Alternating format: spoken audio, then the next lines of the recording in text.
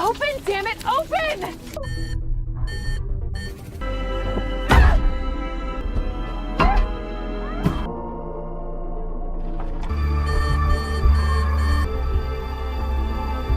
Film diawali dengan sebuah iklan merek mobil futuristik yang bernama Monolith.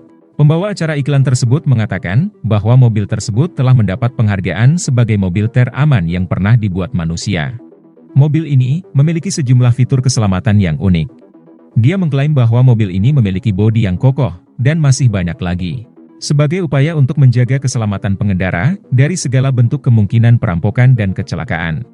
Selain itu, aplikasi smartphone yang telah terhubung dengan sistem canggih di dalam mobil dapat digunakan untuk mengontrol semua fitur mobil ketika pengendara sedang berada di dalam ataupun di luar mobil. Bukan hanya itu, robot virtual yang bernama Lilith dapat membantu berinteraksi secara antarmuka dengan pengguna mobil. Pada adegan berikutnya, kita diperlihatkan kepada seorang ibu muda bersama dengan anaknya. Mereka berdua akan pergi ke rumah neneknya. Saat berbicara dengan robot virtual Lilith, kita kemudian mengetahui bahwa nama ibu dari anak itu adalah Sandra. Dan putranya yang baru berusia 2 tahun bernama David. Kemudian, suaminya yang bernama Carl, adalah seorang pilot yang sedang berada jauh dari keluarganya, karena jadwal penerbangannya yang padat. Where are you? Staying at the hotel near the airport again? I like planes. You're the one that's afraid of them. You like stewardesses. Can we talk about the elephant in the room here? Mobil tersebut sangat canggih. Bahkan dapat mendeteksi berat penumpang yang sedang menaiki mobil tersebut. Pada saat itu, Carl menelepon mereka, dan memberitahu bahwa dia akan ke bandara terdekat setelah menyelesaikan penerbangannya. Carl mengatakan bahwa dia sangat merindukan keluarganya. Sesaat setelahnya, seseorang pun terdengar sedang mengetuk pintu kamar Carl, dan Carl pun langsung menutup telepon, sambil mengucapkan selamat tinggal kepada istri dan anaknya. Sementara itu, David terlihat mulai rewel. Sehingga Sandra pun menyerahkan ponsel pribadinya, agar David dapat tenang sambil bermain ponsel tersebut. Beberapa saat kemudian, Sandra lalu berhenti di sebuah pom bensin. Dia lalu membawa David ke dalam kamar mandi untuk mengganti popoknya. Di dekat mereka, beberapa gadis pun terlihat tertawa melihat hal itu. Pom bensin tersebut juga memiliki supermarket. Sandra pun menyempatkan diri untuk membelikan beberapa makanan ringan kesukaan putranya. Ketika dia akan membayar di kasir, Sandra kemudian melihat seseorang yang sedang mencoba masuk ke dalam mobil canggihnya. Alih-alih khawatir, Sandra pun hanya mengeluarkan ponsel cerdasnya, dan lalu mengunci kendaraannya menggunakan sebuah aplikasi di dalam ponsel tersebut. Saat Sandra sibuk dengan barang belanjaannya, dia malah tidak menyadari jika David telah terpisah darinya. Setelah dia sadar jika David menghilang, dia kemudian berteriak sambil mencarinya di sekitar supermarket tersebut. David! David! David! David, are you in here? Dia kemudian bergegas keluar, dan bahkan sempat memanggil orang asing, dengan asumsi bahwa David telah dibawa oleh orang itu. Di sini, Sandra benar-benar khawatir akan putranya itu. Tapi kemudian dia pun menemukan David yang sedang bersama dengan perempuan yang dia temui sebelumnya. Setelah itu, Sandra kemudian membawa David masuk ke dalam mobilnya, dan dia pun langsung mengaktifkan tombol Vault. Tombol Vault itu berfungsi untuk mencegah gangguan apapun yang terjadi di luar. Would you like me to drive, Sandra? Sambil melaju, Sandra pun akhirnya bisa bernafas lega. Setelah keluar dari pom bensin, Sandra pun melanjutkan perjalanan jauhnya. Sampai pada akhirnya dia pun tiba di rumah ibu mertuanya. Karena perjalanan yang sangat melelahkan itu, Sandra kemudian merasa bosan, dan memutuskan untuk menelepon teman masa kecilnya, Jessa, untuk menanyakan kabarnya. Setelah Jessa menerima teleponnya, dia kemudian mengatakan bahwa dia sedang berada di sebuah hotel, dekat dengan bandara. Dia juga mengatakan bahwa dia sebenarnya sedang menginap di hotel tersebut bersama dengan Carl. Mendengar hal itu, Sandra pun merasa sulit percaya, dan sangat terpukul. Dia merasa kecewa dengan temannya sendiri yang telah berselingkuh dengan suaminya. Karena pikirannya sudah sangat frustasi, dia pun mengurungkan niatnya untuk masuk ke rumah mertuanya itu. Meskipun Sandra telah sampai di rumah ibu mertuanya. Dia kemudian terus menelepon Carl, tetapi Carl tidak mengangkatnya sama sekali. Merasa sudah muak dengan semua kebohongan Carl, Sandra pun memutuskan untuk mengambil tindakan sendiri. Dia pun akhirnya memutuskan untuk melanjutkan perjalanannya ke arah bandara terdekat di daerah Los Angeles, untuk menemui Carl. Dalam perjalanannya, sebuah papan lalu lintas menunjukkan jarak ke Los Angeles, sekitar 320 mil jauhnya. Setelah beberapa saat, robot virtual Lilith mengatakan bahwa telah terjadi sebuah kecelakaan di jalur yang akan Sandra lewati. Hal itu pun akan memperlambat perjalanan mereka. Lilith kemudian menyarankan Sandra untuk mengambil jalan pintas, untuk menghemat waktu yang akan mereka tempuh. Namun, Lilith juga mengatakan bahwa jalur yang akan mereka lewati adalah jalur sepi, dan sangat jarang ada pengemudi lain yang lewat. Tapi, Sandra yang ngotot ingin mengkonfrontasi suaminya itu pun tidak berpikir dua kali. Dia pun langsung mengambil rute yang telah disarankan oleh Lilith. Setelah itu, hari pun mulai gelap. Dan Sandra pun mulai merasa kesulitan dalam mengemudikan mobilnya. Kabut yang menghalangi pandangannya itu pun mulai semakin tebal. Sehingga hal itu pun sangat mempengaruhi jarak pandangnya. Dalam perjalanan itu, dia sama sekali tidak melihat pemukiman manusia, atau bahkan pengendara lain yang lewat. Namun, dia kemudian menemukan gardu listrik yang berada di tempat antah berantah. Oh, finally a sign of life. Maybe we can stop and get some drinks. Never mind. Dia kemudian melihat ke tempat itu, tetapi dia pun segera pergi. Saking sepinya tempat yang dia lewati, sepanjang jalan, yang dia lihat hanyalah binatang liar. Tiba-tiba, Sandra yang sedikit panik itu pun mulai kehilangan fokusnya. Dan dia pun akhirnya menabrak seekor rusa yang sedang mencoba untuk menyeberang.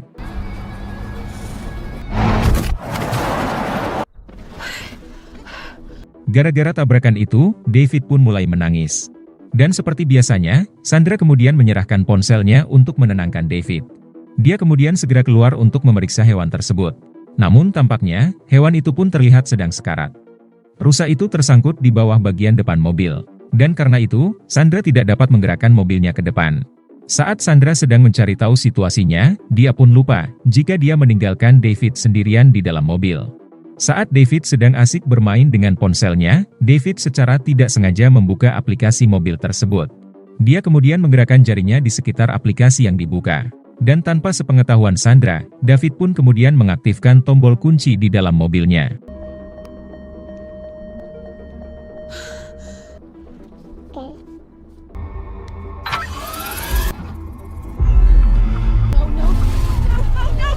Fitur ini jelas berfungsi untuk melindungi penumpang dari segala macam gangguan dan bahaya yang terjadi di luar. Sandra kemudian menyadari betapa gawatnya situasi itu. Dia pun kemudian berusaha sekuat tenaga untuk membuka pintu mobilnya. Namun, semuanya sudah terlambat. Saat Sandra terkunci di luar mobil, dia pun mencoba yang terbaik agar menyuruh David untuk mematikan mode kunci tersebut. Tetapi memang, David tidak akan mengerti sepatah kata pun yang diucapkan oleh ibunya. Dia pun terus bermain dengan ponselnya. Saat ini, Sandra pun mulai panik dan mulai berteriak ke arah David.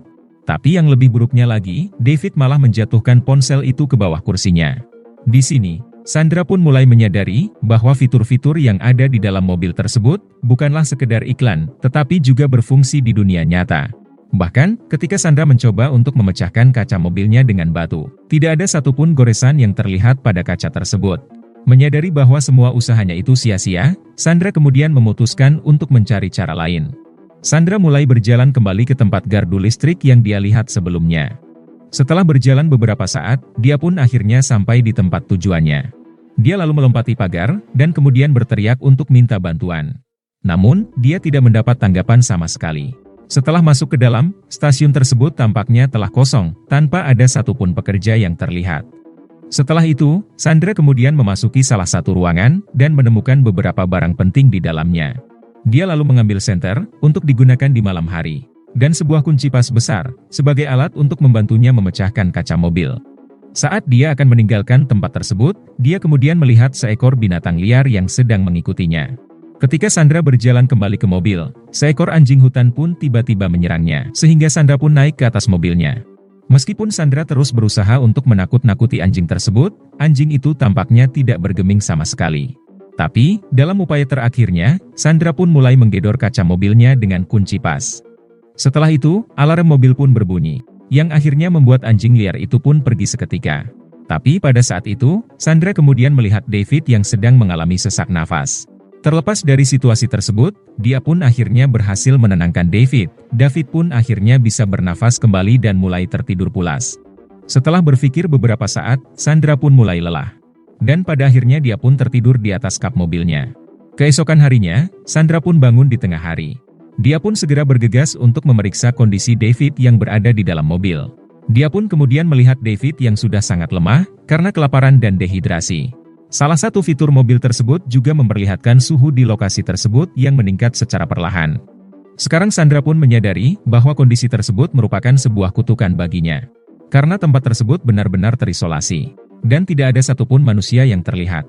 Sandra kemudian memutuskan untuk mencari bantuan sambil mengikuti jalan yang ada. Meski mengalami dehidrasi parah, dia pun tetap melanjutkan perjalanan panjangnya.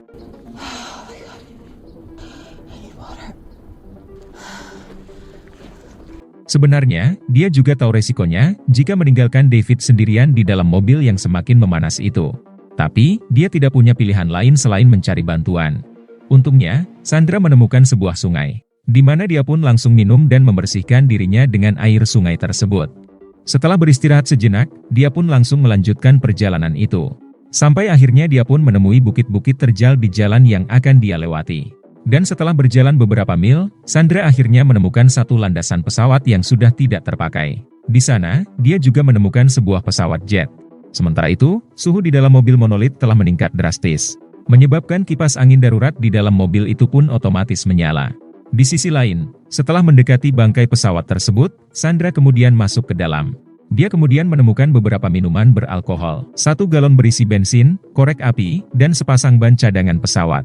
Dia kemudian meminum sedikit alkohol tersebut, dan segera mengumpulkan barang-barang yang dia perlukan. Setelah itu, Sandra kemudian menggunakan bensin yang dia temukan untuk membakar kedua ban tersebut. Dengan harapan, api tersebut dapat menarik perhatian pesawat yang melintas untuk meminta bantuan. Sandra lalu mengambil galon itu untuk diisi air sungai. Perlahan, Sandra pun berjalan kembali ke tempat di mana dia meninggalkan David. Dalam adegan berikutnya, Sandra pun bergegas kembali ke mobil dan menemukan David yang sudah dalam keadaan lemas, dengan muka yang mulai berwarna merah. Dia kemudian mencoba memanggil nama anaknya. Namun David tidak menjawab, dan bahkan tidak bergerak sama sekali. Suhu di dalam mobil itu pun terus meningkat. Hal itu pun membuat kipas angin di dalam mobil menjadi tidak berguna lagi. Melihat keadaan putranya itu, Sandra kemudian segera naik ke atap mobil, sambil menuangkan air sungai yang dibawa sebelumnya. Namun semua usahanya itu pun sia-sia. Di sini, Sandra berpikir bahwa anaknya sudah tidak akan bisa terselamatkan lagi. Dengan penuh putus asa, dia kemudian memukul kaca mobil dengan kunci pas. Tetapi semua usahanya itu pun hanya membuang-buang waktu dan energinya.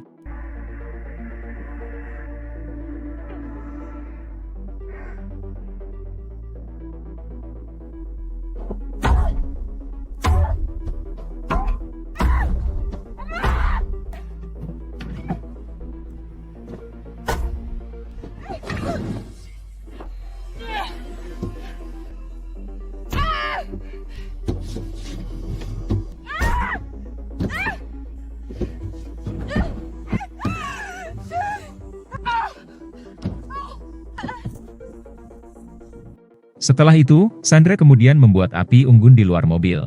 Dengan harapan, sensor pendeteksi api di dalam mobil tersebut dapat mendeteksi asap yang dibuatnya, agar kunci mobilnya pun otomatis terbuka. Namun setelah menunggu beberapa saat, hal yang dia harapkan pun tidak terjadi. Sebaliknya, kipas angin di dalam mobilnya pun menjadi berhenti bergerak, karena kipas tersebut mencegah asap dari luar masuk ke dalam mobil. Karena sudah sangat lelah, Sandra kemudian terjatuh ke tanah. Namun pada saat itu, dia kemudian mendapat bayangan dirinya dan Carl yang sedang mengunjungi tempat kecelakaan yang sama beberapa tahun kemudian. Di dalam hayalannya, Sandra kemudian menyadari kesalahannya. Dia juga sambil menyalahkan Carl atas kematian anaknya. Setelah beberapa saat, Sandra pun sadar kembali. Dia pun kemudian menyadari jika semua itu hanyalah mimpi. Tapi yang lebih parah lagi, anjing hutan yang tadi malam mengejarnya itu pun muncul kembali. Sandra kemudian memutuskan untuk bersembunyi dan mencoba naik ke atas mobil. Namun karena suhu mobilnya yang sudah sangat panas, dia pun kembali turun dengan tergesa-gesa. Hal itu pun malah membuat Sandra masuk ke kolong mobilnya. Dan pada saat itu, anjing hutan tersebut pun langsung menggigit kakinya. Tapi pada saat itu, dia langsung menyadari bahwa incaran anjing tersebut bukanlah dirinya, melainkan seekor rusa yang dia tabrak tadi malam. Segera setelahnya, anjing hutan itu pun langsung menyeret rusa itu keluar. Tapi pada saat itu, mobilnya pun malah bergerak mundur, karena rusa yang dibawa anjing itu sebenarnya telah menahan mobilnya dari jalan yang sedikit menanjak tersebut. Sandra pun dengan cepat langsung keluar dari kolong mobilnya, dan berusaha untuk menghentikan mobil itu agar tidak tergelincir ke dalam jurang. Tapi, meskipun Sandra sudah berusaha sekuat tenaga, mobil itu pun masih terus mundur dan hampir terjatuh. Namun untungnya, bongkahan batu kecil pun tiba-tiba menahan mobil tersebut, dan akhirnya mobil itu pun berhenti. Setelah itu, saat Sandra menatap ladang luas dari tebing, dia tiba-tiba teringat sebuah kartun yang dia lihat sebelumnya di pom bensin. Di mana kartun tersebut menunjukkan bagaimana karakternya berhasil membobol sebuah berangkas yang telah dihancurkan, setelah berangkas tersebut dijatuhkan dari atas tebing. Sandra lalu berpikir hal yang sama untuk menjatuhkan mobilnya dari atas tebing, untuk membuka pintunya. Meskipun Sandra dengan sangat sadar akan fakta bahwa rencananya itu mungkin memiliki konsekuensinya, tapi dia tidak punya pilihan lain, dan memutuskan untuk langsung melakukannya. Dia kemudian mengambil kunci pasnya, dan mulai menghancurkan batu yang menghalangi mobilnya. Setelah berhasil mengeluarkan batu tersebut, Sandra kemudian langsung mendorong mobilnya hingga terjatuh ke bawah jurang, dengan David yang masih berada di dalam mobil tersebut.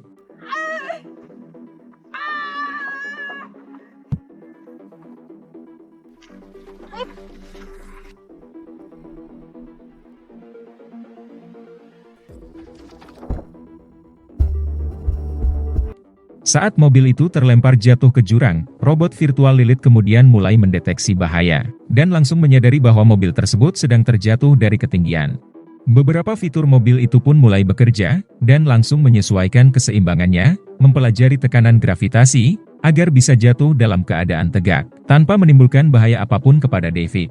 Karena mobil ini dirancang untuk langsung mematikan mode kunci ketika mobil sedang dalam keadaan bahaya, pintu mobil itu pun akhirnya berhasil terbuka. Sesaat setelah mobil itu menyentuh tanah, Sandra pun bergegas turun dari tebing, dan langsung mendekati mobil tersebut. Meskipun terjatuh dengan dahsyat, mobil itu pun tampak seolah-olah tidak ada yang cacat sama sekali. Setelah itu, ketika Sandra melihat bahwa pintunya tidak terkunci lagi, dia pun buru-buru membawa David keluar dari dalam mobil. Sambil memeluk David, Sandra pun langsung membuka pakaiannya agar suhu tubuh David menjadi lebih baik. Melihat kondisi kesehatan David yang sudah sangat lemah, Sandra pun memutuskan untuk segera pergi dari tempat tersebut. Tapi sebelum Sandra masuk kembali ke dalam mobil, seluruh fitur yang ada di dalam mobil itu pun memulai ulang sistemnya. Dengan bantuan Lilith, Sandra pun langsung menyetel mobilnya ke mode off-road, agar bisa memanjat tebing yang sangat terjal di depannya. Collision detected. Clear. Collision. Mobil tersebut pun sepertinya dibuat untuk berkendara di dalam keadaan apapun.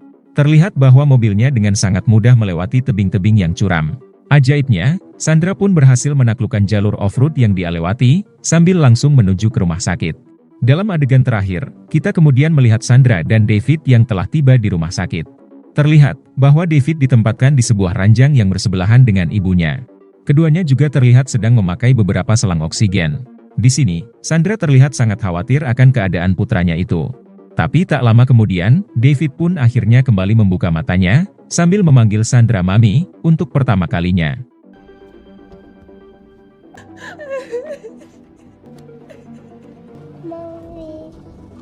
Film pun berakhir saat Sandra merasa senang, ketika mendengar suara David yang memanggil dirinya dengan sebutan Mami.